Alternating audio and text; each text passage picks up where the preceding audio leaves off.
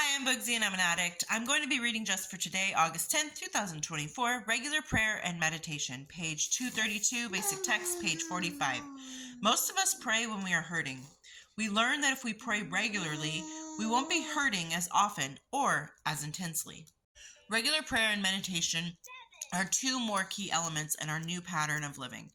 Our active addiction was more than just a bad habit waiting to be broken by force or will. Our addiction was a negative, draining dependence that stole all our positive energy. That dependence was so total, it prevented us from developing any kind of reliance on a higher power. From the very beginning of our recovery, our higher power has been the force that has brought us freedom.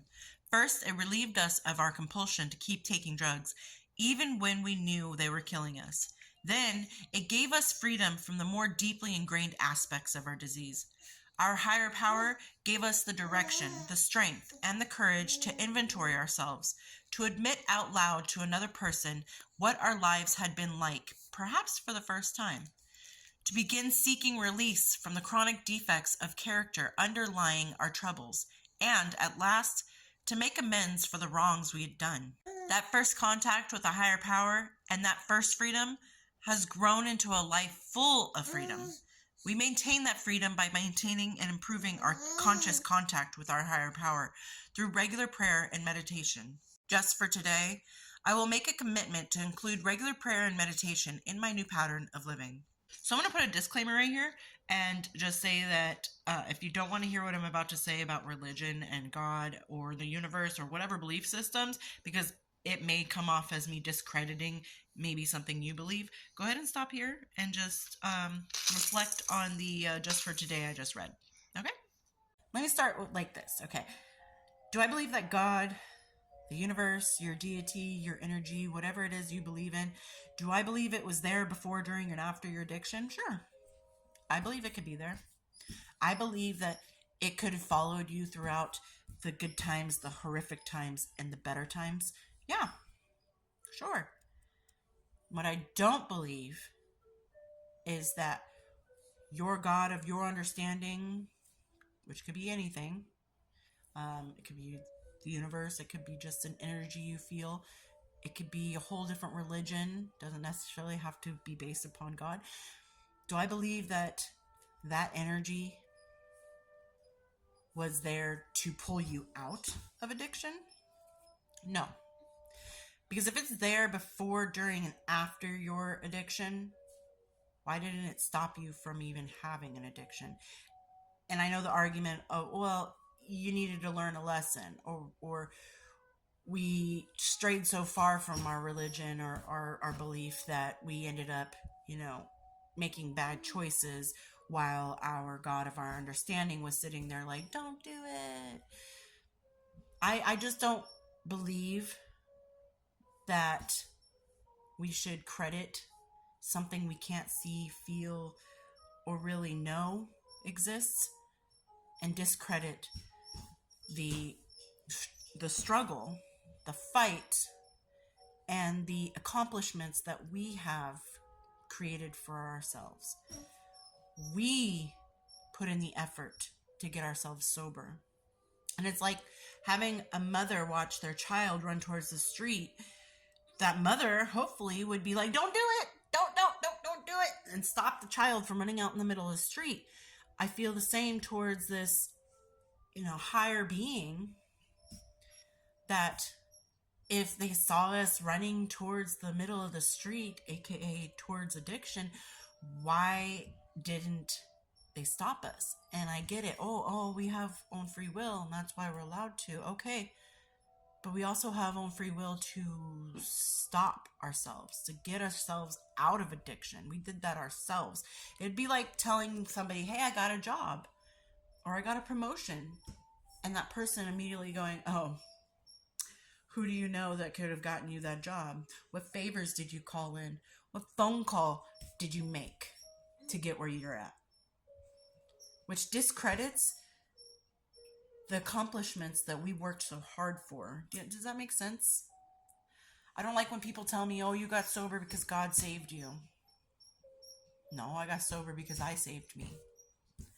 I decided enough was enough and I got myself out Were there signs? Were there warnings? Were there things in front of me throughout my addiction that said, hey, things are going to go real bad real soon. I'm trying to tell you. I'm trying to warn you.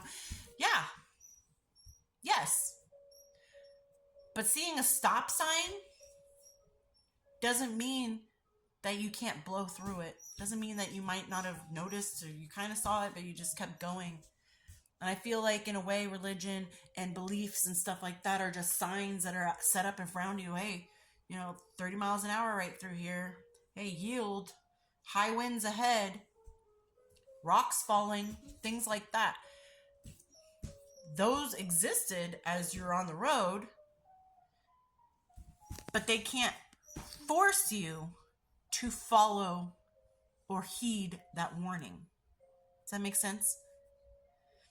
So I'm not saying that your belief system isn't real. I'm not saying that I am disrespecting your belief system or that you're crazy to think that. I am saying that they as in the religion, God, all that stuff, they might have been there and present with you, but doesn't mean that at any point it could have forced you to listen. Does that make sense? Makes sense in my head. But until one day, maybe, you did blow through that stop sign that was sitting right there, that your God of your understanding had put up, saying, stop, stop, stop, stop, stop, stop, stop, stop, stop, stop. And you didn't listen that one time. Like, you hadn't been listening for a while. It's been miles since you last listened. But that one time that you didn't stop, and a horrific accident happened. And then you opened your eyes like, what am I doing? Why am I not listening? I need to stop. And in that moment, you decide, you know what, I'm not going to drive anymore. Or I'm going to go to driving school. Or I'm going to go do these classes to fix my inability to follow the warnings, to follow the signs, to follow directions. And you got sober. And that's when you really started keeping your eyes open on the road, making sure you're not too tired, making sure that you're not going down the wrong way, staying out of certain neighborhoods, not picking up certain strangers off the road,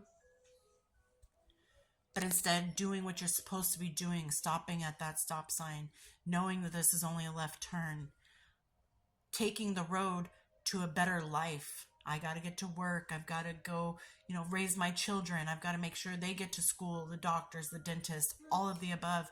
You now started to listen to the warnings around you. And I don't think that we should give 100% credit to a religion, to a God of our understanding. Because the signs, yeah, sure, they were always there. But it wasn't until we decided that was too much for me to handle and I need to quit that we made a change. God didn't lead me to sobriety. The universe didn't guide me to recovery. The energy around me didn't force me to put those drugs down and never look back. I did that. These are my accomplishments. And now that I'm sober, I am keeping my eyes open to those signs. I am keeping my eyes open to the warnings.